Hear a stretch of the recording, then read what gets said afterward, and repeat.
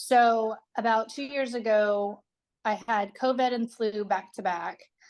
And then I had a lot of stress at the time, but I started having digestive issues, like major digestive issues. I didn't realize at the time it was digestive, but I felt like heart pain, just unwell, like you were saying.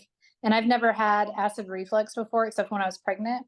So I didn't realize it was acid reflux, because acid reflux was different when I was pregnant too. Like it just felt differently.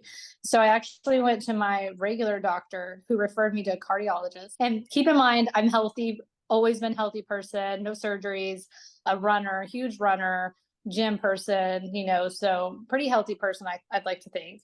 No issues with either of my pregnancies, easy births, all natural. So it's like this just came on. I did have a lot of stress at the time. Looking back, that's probably what caused the digestive issues and maybe being sick with the flu and COVID back to back. But anyways, she sent me to a cardiologist. They did a full workup. The cardiologist gave me like a 9.5 out of 10 health scale on my heart, which was amazing. I was like, okay, cool. At least I know it's not my heart. And then like a week later, I woke up middle of the night, had like major chest like pains radiating all the way down to my bottom of my side. So I went to the urgent care, and basically I was constipated, and it was because my digestive issues were off, and so, which is really funny because the regular doctor didn't catch that.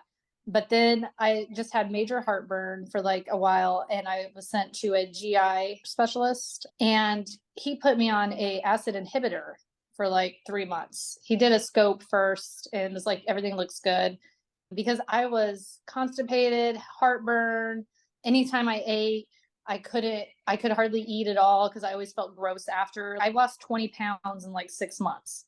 And everyone's like, oh, you look so good. I was like, I wish it was because I was super healthy. I'd rather have the 20 pounds back and feel better. Like I could eat stuff. So I was having issues. I was drinking bone broth. That was like my like go-to, and just not eating like I should, and couldn't eat like I should because everything made me feel so gross. So he put me on an acid inhibitor for 3 months. He's like, come back after 3 months and we'll see how it goes. Well, of course, I mean, it helped somewhat. And I was like, yeah, it's helping, when I went back after 3 months. And he wanted to put me on it for a year. And I researched like the long-term side effects. And it was just like he was just treating the symptoms. And I was like, but where's this coming from? Like why? All of a sudden, what's going on? Like this is not normal. So I didn't refill that prescription. Then I started Gritwell like back in June, I think. She's like, we went and did the blood work, made sure there was nothing crazy. And she was able to piece together like, hey, it shows like basically you're nutrient deficient here. For some reason, you're not getting the nutrients you need, because I had gut issues, obviously. But it has been a complete 180, like everything I've done, and it's all been all natural. It's all vitamins, supplements, stuff that worked, obviously, because I'm feeling much better, no side effects, no long-term side effects. And so we went through phases. I literally ate chili 2 nights in a row, which normally a year ago, no, I would not be eating that like at all. And I felt fine. I didn't even have to like take the digestive enzymes. My body processed it correctly. It's not a thing. So it's just been amazing. I feel so much better. I did do a blood panel, and by that she would like to see like my iron was a little deficient, some of the B vitamins were deficient, and a whole scope of things. And like she was saying when she was going over it with me, she's like, in a normal doctor's office, they would say you're in normal range.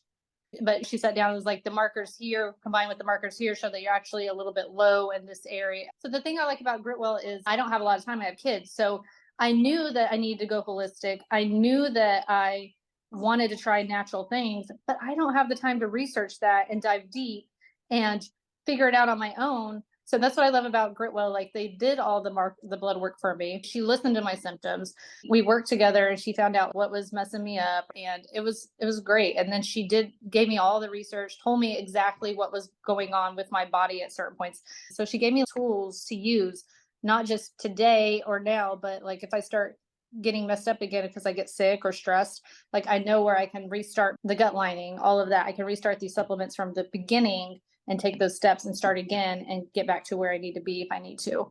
I think the thing is you have to be ready to take that leap. Like when's enough of you feeling like junk and not getting answers from a regular doctor? I felt like I should have done this a year before I started it. I feel so much better. Like, why would you not invest in your body? We're so quick to invest in our kids, their activities, our animals. We take them to the vet when they start feeling off.